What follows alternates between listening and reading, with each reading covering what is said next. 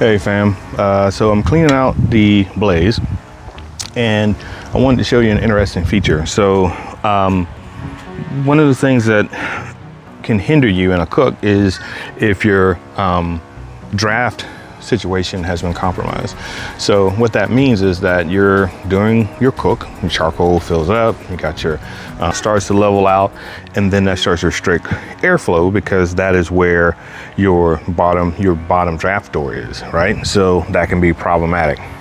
So and I had this problem with the Blaze where I had to clean it every time I cook, which is why I can't use it now because, and I'll show you, I'll try to, still sitting over here in the cart, haven't had a chance to put it out yet.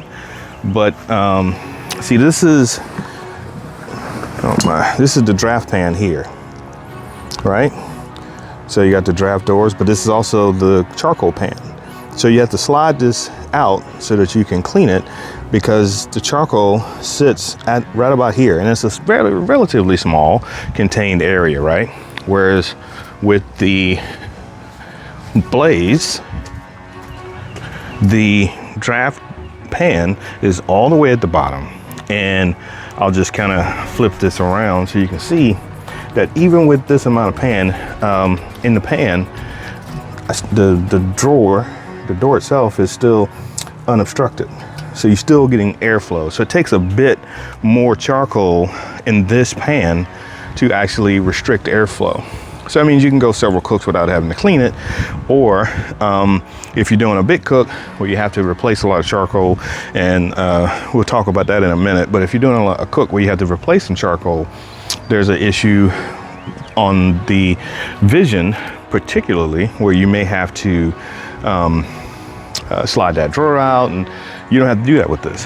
This is so well engineered and just a small touch that's thought out where the draft door sits at a height where you see these levels here. That's where the charcoal